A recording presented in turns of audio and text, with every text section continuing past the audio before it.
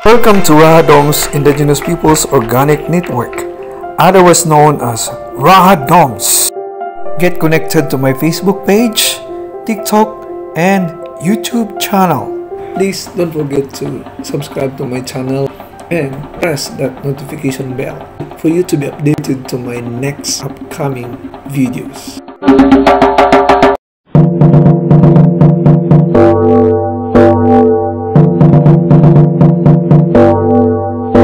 Maraming mga anti-Sara Duterte ang nananawagan na siya magbitiw sa pwesto. Ang tanong, sino ba ang mga taong ito? Ito ba yung mga grupong tinibag at gustong tibagin ng gobyerno dahil sila ay kalaban at hadlang sa paglago ng ating bayan? Ito ba yung mga taong nansagang terorista at mamamatay tao dahil sila ay membro ng Communist Party of the Philippines, New People's Army, na nang-recruit ng mga kabataan para sumali sa kanilang grupo o kausa? Just lately, nagpalabas ang Department of Education Teachers Union ng nilang unanimous support kay Sara Duterte bilang Vice President of the Republic of the Philippines at Secretary ng Department of Education. Ito binalita ni MG Salcedo ng balita.net. At babasahin ko to para walang tapyas, walang kulang, walang labis. Ayon sa balita.net, ang Department of Education Teachers Union nagbigay ng suporta kay VP Sara at sabi nila, she's the right person to lead the Department of Education. Nagpahayag ng suporta ang Department of Education Teachers Union para kay Vice President at Education Secretary Sara Duterte at sinabing siya raw ang tamang tao para pangunahan ang ahensya. As the workforce that primarily provides basic education to all public school learners nationwide, the Department of Education Teachers Union (DTU) expresses full support to the Vice President of the Philippines and concurrent Secretary of Education, Sara Z. Duterte, in prioritizing the well-being of our teachers. Yan ang sinabi ng Department of Education Teachers Union sa isang pahayag na nilagdaan ng kanilang National President na si Cynthia Villarin nitong Huwebes, Mayo 16. Ayon pa ni Cynthia Villarin, President ng Department of Education Teachers Union, our organization believes that Vice President Duterte has been doing an outstanding job rallying for the improvement of basic education in the country, especially in providing support to our public school teachers. Binanggit din ng grupo na na-appreciate nila ang pagbisita ni Duterte sa mga paralan sa bansa at pagkikinig sa hinaing ng mga guro. After continuously coordinating and communicating with Vice President Duterte, our group is sending our sincerest gratitude for fulfilling the long-time requests of the teachers for years as she signed a policy that immediately removes the administrative tasks of teachers. Sabi pa ng Department of Education Teachers Union. As follow-up assistance to our public school teachers, Vice President Duterte implemented a policy that rationalizes teachers' workload, ensuring that we can solely focus on teaching our learners inside the classroom. We consider as landmark accomplishments by the Duterte administration in the Department of Education. These policies prove that our Vice President has been there for our teachers and serving their best interest. Saad pa nito. Kaugnay nito, sinabi din ng Department of Education Teachers Union na naniniwala silang si Duterte umano ang tamang tao para manguna sa Department of Education. Our Vice President and Secretary of Education has shown her commitment to providing public school teachers with ample support in ensuring that learning delivery will be improved in the country. Saad pa ng Department of Education Teachers Union.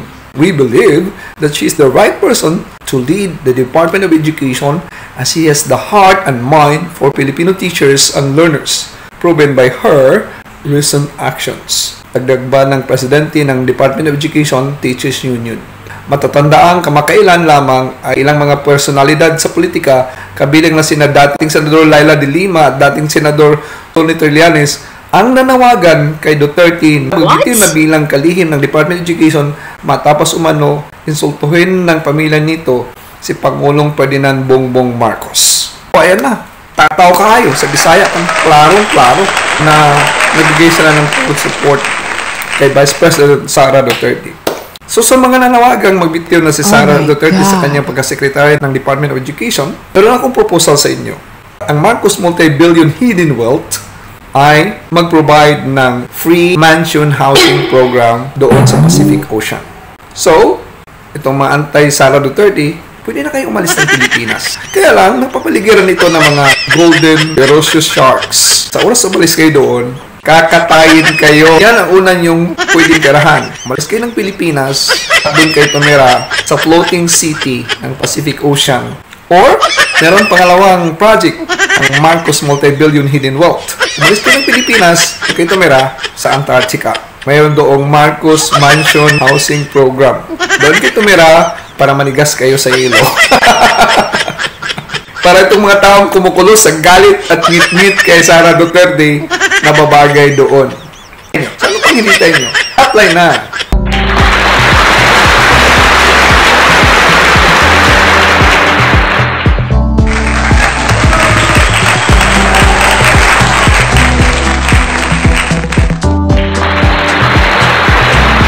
Mama tried to spend my money, in the sunset I'm enjoying. Oh no, cause if I know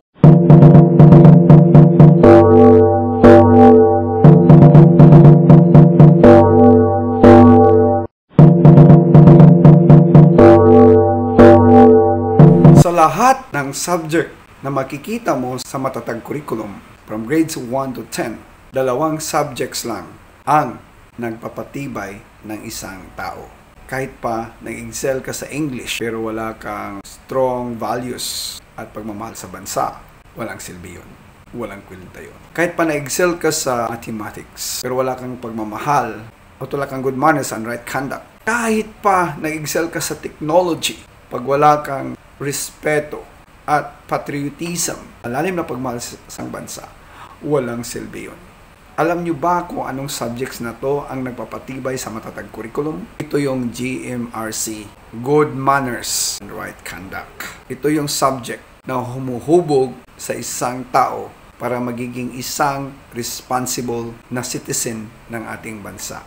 At itong subject na makabansa. This subject generally teach and empower our children to become passionate about the country. Mayroon siyang malalim na pagmamahal at pagkalinga sa kanyang bansa. Nang dahil sa GMRC at makabansa, this curtails or stop, discourage the leftist group to recruit our young people to join the armed struggle, the New People's Army.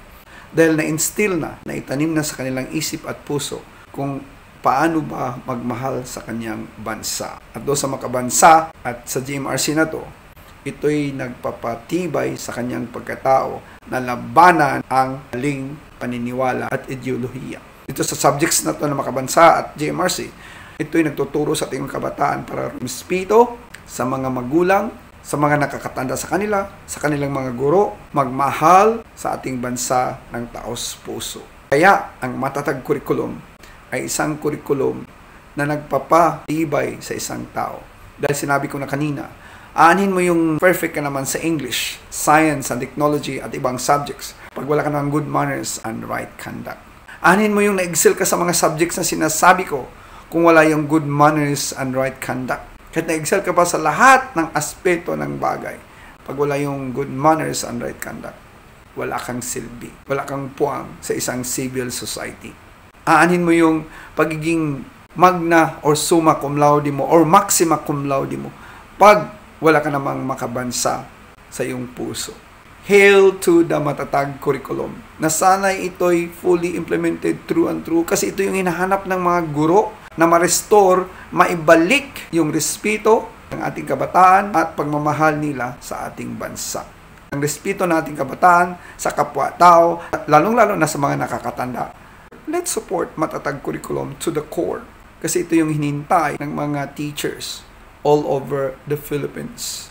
Hindi turuan yung mga bata na magiging leftist, maging radicals, magiging mapusok, maging violente. Ang GMRC at makabansa, ang foundation sa lahat ng subjects ilalim sa matatag curriculum.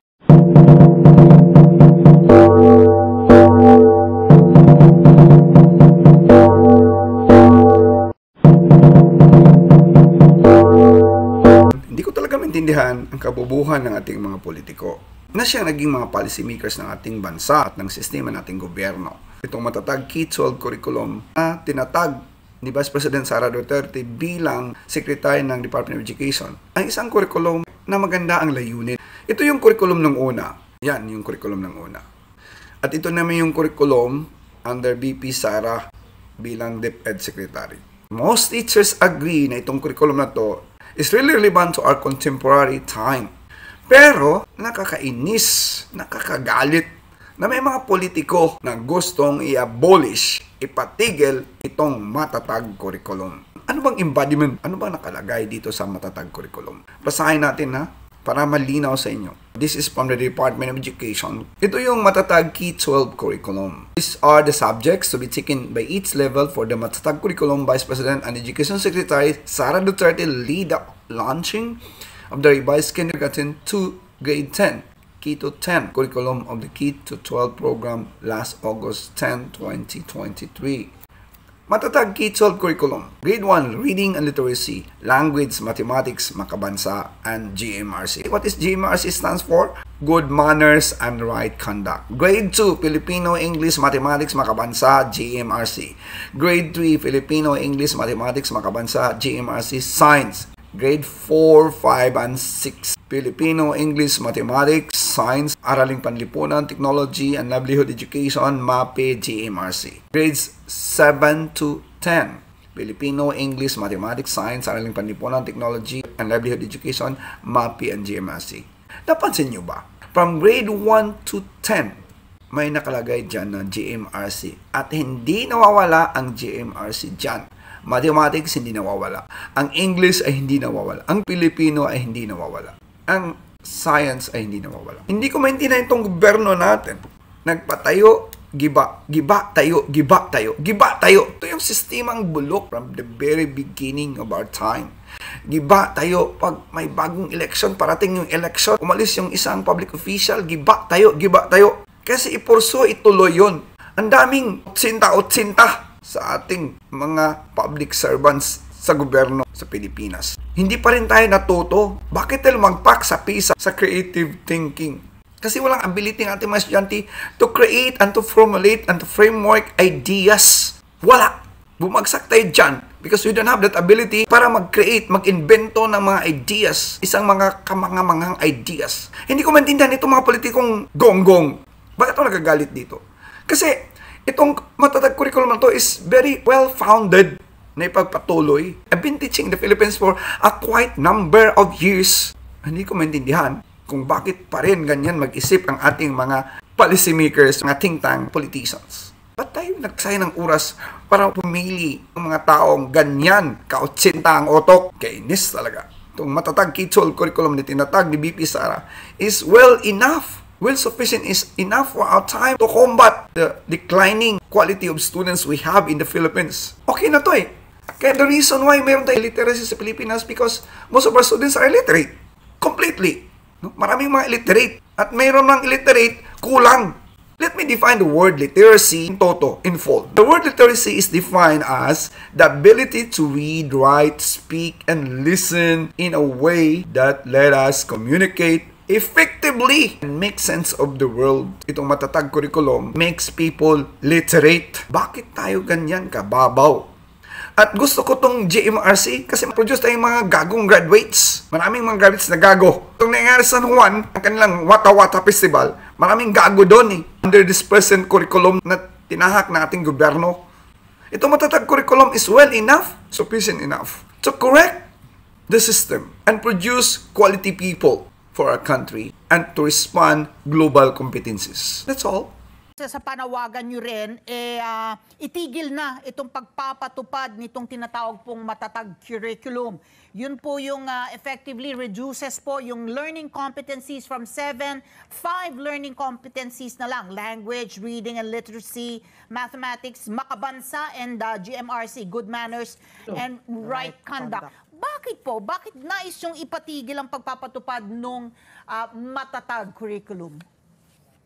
ngayon, kagaya po niyan. So, ibang administrasyon na naman po ngayon. So, meron na naman po tayong bago na programa. So, from dating 7 yata na subject, ngayon binawasan na naman po. Alam po ninyo, dati naman po, yung mga subject is okay. Mga panahon po natin, mga panahon po dati. Ang kailangan po ng mga kabataan ngayon talaga is mabigyan ng maraming information. Ang kailangan po talaga natin ngayon is concrete. Alam po ninyo, hindi lang po yan kasi ang mga isa sa mga naging problema na nakita natin. Halimbawa po yung blended learning po.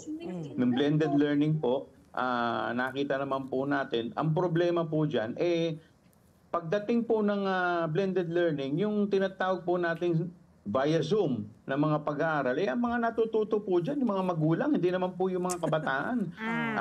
Nakikita po natin, ang effective way pa rin ng pagtuturo ay umattend po sa klase.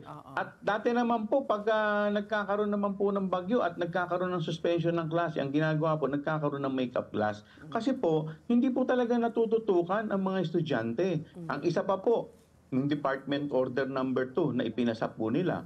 Sa Department Order Number 2, maganda naman po yung layunin nito. Kasi po, dati po, lagi pong binabanatan sa sinasabi, yung mga teacher daw, nagkakaroon ng mga administrative tasks. Dapat nakafocus lang naman sila sa teaching pagtuturo po nila. Maganda naman po talaga yung layunin. Pero, in actual or sa totoong buhay po, hindi po ito napapatupad ng maayos. Bakit po? Kasi hindi naman po sila nag-hire ng mga job order o mga casual employees na gagawa ng administrative tasks. So in the end, yung mga teacher pa rin ang gagawa. So ano po ang nangyayari? So nananahimik na lang po yung teacher, pero kagaya po ng sinabi ko, dahil nga po meron pong Department Order Number 2, napapatigil po yung mga kritiko tungkol po dito. Yan po yung mga ilan lamang sa mga nakikita po natin na masyadong mga band-aid solution na pampolitik. Maganda lang sa press. Pero ang totoo po, in reality, hindi naman po talaga maayos. Ang isa pa nga po yung Catch-up Friday. Kung malalaman po ninyo, nagkaroon po sila ng Catch-up. Ang Catch-up Friday, maganda po yun. Dahil kasi po, yung Biyernes sana, walang klase, ang gagawin lamang ng mga estudyante, magbasa. Then yun naman po talaga ang layunin nun, matutong magbasa. Pero ang totoo, paano po magbabasa kung wala naman po mga libro sa eskwelahan?